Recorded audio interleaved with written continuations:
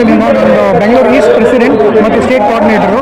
ನಾವು ಇಲ್ಲಿ ಪ್ರತಿಭಟನೆಗೂ ಬಂದಿದ್ದೀವಿ ಮತ್ತು ಸರ್ವಿಸ್ಗೂ ಬಂದಿದ್ದೀವಿ. ಸರ್ವಿಸ್ ಯಾಕಂದರೆ ಇಷ್ಟು ಜನ ನೀವು ನೋಡ್ತಾ ಇದ್ದೀವಿ, ಜನ ಸಾವಿರ ನೋಡ್ತಾ ಇದ್ದೀರಾ. ಇವೆಲ್ಲ ಜನ ಬಂದಿರೋದು ಅವ್ರಿಗೆ ಕಷ್ಟ, ಅವರು ಬೆಳೆ ಏರಿಕೆಯಿಂದ ಅವರು ಕಷ್ಟದಿಂದ ಇದು ಶೆಕೆಯಲ್ಲಿ ಎಲ್ಲ ಬಂದಿದ್ದಾರೆ.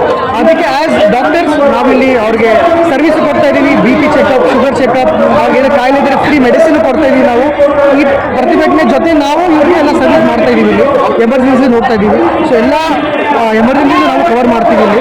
ಸೊ ಇಷ್ಟು ಜನ ಬಂದಿರೋದು ಯಾಕೆ ಒಂದೇ ಕಾರಣ, ಏನು ಸೆಂಟ್ರಲ್ ಗೌರ್ಮೆಂಟ್ ಮಾಡ್ತಾ ಇದೆ GST, ಸಾಮಾನ್ಯ ಜನಕ್ಕೆ ಕಷ್ಟ ಆಗ್ತಾ ಇದೆ.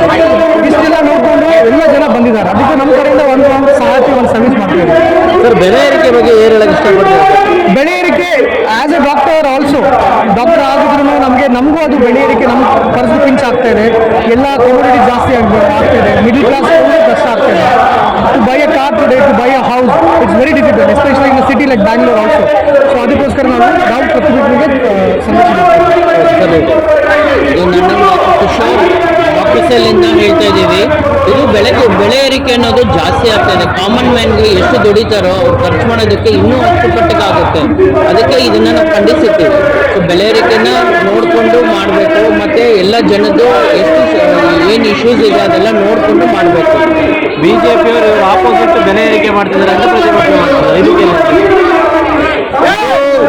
ಕಾಮನ್ ಮ್ಯಾನೇ ನೋಡ್ಬೇಕು ನಾವು. ಈಗ ಗ್ಯಾಸ್ ನೋಡಿದ್ರೆ ಎಷ್ಟಾಗಿದೆ, GST ಎಷ್ಟಾಗಿದೆ, ಮುಂಚೆ ಎಷ್ಟು ಪೆಟ್ರೋಲ್ ಇತ್ತು, ಈಗ ಎಷ್ಟಿದೆ, ಇವೆಲ್ಲ ನೋಡಿದ್ರೆ ಕ್ರಮೇಣ ಒಂದು ಮನುಷ್ಯ 2,000 ಇದ್ದರೆ ಎಷ್ಟು ಜೀವನ ಮಾಡ್ಬೋದು ಅನ್ನೋದು ತುಂಬ ಕಷ್ಟ ಆಗಿದೆ. ತರಕಾರಿಯಿಂದ ಹಿಡಿದು ಎಲ್ಲ ಗ್ಯಾಸು, GST ಎಲ್ಲ ಬೆಲೆ ಏರಿಕೆ ಆದಾಗ ನಾವು ನಮ್ಮ ಕಾಮನ್ ಮ್ಯಾನ್ಗೆ ಎಷ್ಟು ಕಷ್ಟ ಆಗುತ್ತೆ.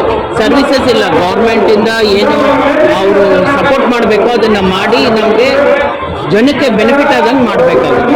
ಪರಿಚಯ ಡಾಕ್ಟರ್ ಕಿಶೋರ್, ನಾನು general secretary of doctors health.